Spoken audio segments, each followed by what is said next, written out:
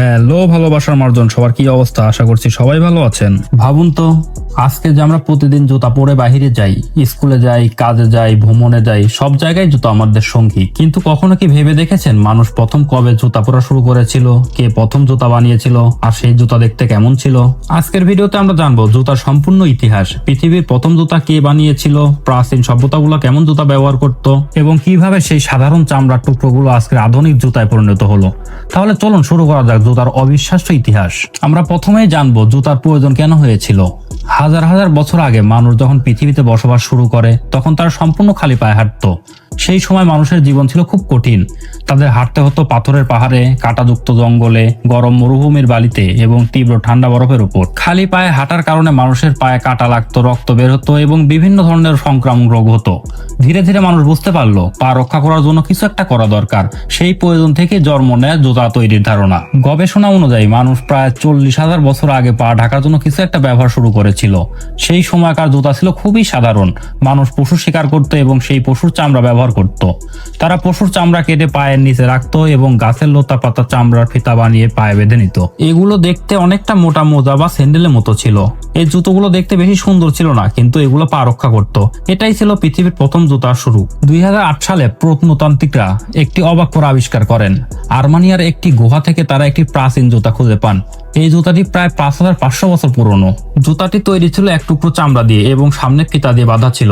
অবিশ্বাস্য বিষয় হলো এই জুতাটি দেখতে প্রায় আজকের জুতার মতোই। এটি প্রমাণ করে যে হাজার হাজার বছর আগে মানুষ ইতিমধ্যে জুতা বানানোর ভালো ধারণা পেয়ে গেছিল। আসুন এবার আমরা প্রাচীন মিশরের জুতা সম্পর্কে কিছু ধারণা নেই। প্রাচীন মিশরের জুতার ব্যবহার খুব জনপ্রিয় ছিল। সাধারণ মানুষ সাধারণ স্যান্ডেল ব্যবহার করত।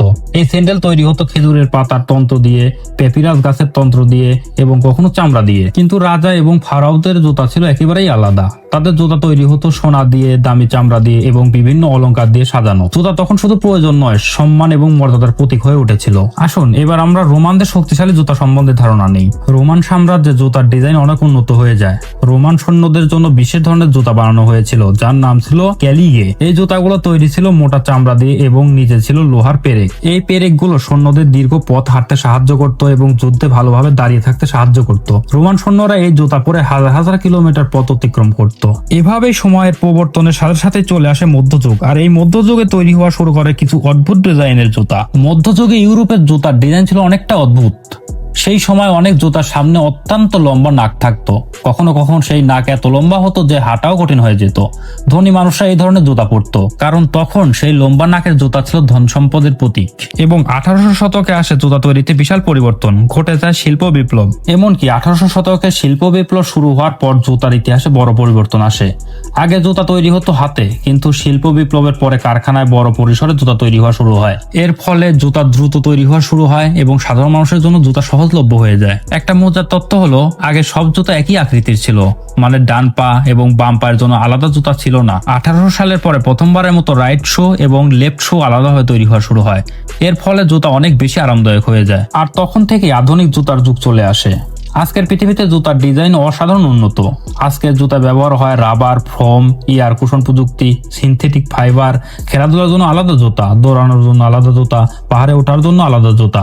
জুতা এখন শুধু প্রয়োজন নয়, এটা ফ্যাশন, প্রযুক্তি এবং স্টাইলের অংশ। তাহলে বন্ধুরা, এটাই ছিল জুতার অবিশ্বাস্য ইতিহাস।